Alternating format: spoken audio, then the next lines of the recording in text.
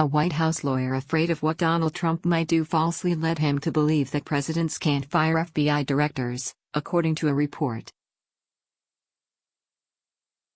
The explosive claim, conveyed to the New York Times by multiple people with knowledge of the matter, seemingly confirms reports that some aides withhold information from Trump because they're scared of how he might react. The lawyer, Uttam Dhillon, who's a deputy to Chief White House counsel Don McGahn, made the false assessment after Trump openly began talking about wanting to fire former FBI Director James Comey last spring.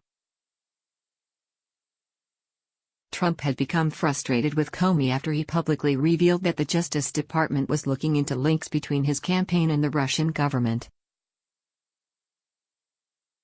Dhillon, sources told The Times, was convinced that the presidency would suffer tremendously if Comey got fired, so he told Trump that it was beyond presidential power to boot him. But Dhillon's advice was false and Trump ended up firing Comey on May 9, a decision that appears to have backfired, as it set into motion a series of events that led to the appointment of Special Prosecutor Robert Mueller. The White House did not respond to questions from the Daily News about Dhillon on Thursday night. Before Comey's firing, Trump tried desperately to get Attorney General Jeff Sessions to not recuse himself from the Russia investigation, the sources said. Trump assumed Sessions would unequivocally have his back and reportedly became furious after finding out that the Attorney General was hesitant about shielding him from deep-digging investigations. "Where's my Roy Cohn?"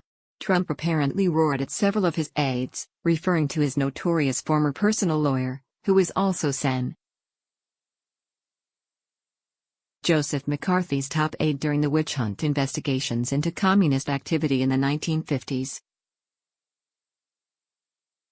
Trump dispatched McGahn to convince Sessions to stay at his post, and he called the Attorney General, arguing there was no reason or basis for him to recuse.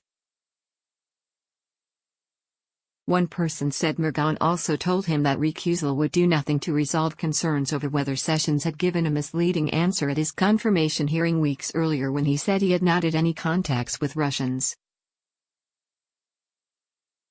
McGahn was ultimately unsuccessful and Sessions recused himself on March 2, noting in a letter at the time that there might be a conflict of interest in him investigating a campaign that he was part of. The episode is known to Special Counsel Robert Mueller and his team of prosecutors and is likely of interest to them as they look into whether Trump's actions as president, including the May firing of FBI Director James Comey, amount to improper efforts to obstruct the Russia investigation. Investigators recently concluded a round of interviews with current and former White House officials, including McGahn. After Sessions recused himself, one of his aides was apparently tasked with digging up damaging information on Comey. The aide, who was not identified by The Times, asked a congressional staff member for dirt on the FBI director as part of an effort to undermine him.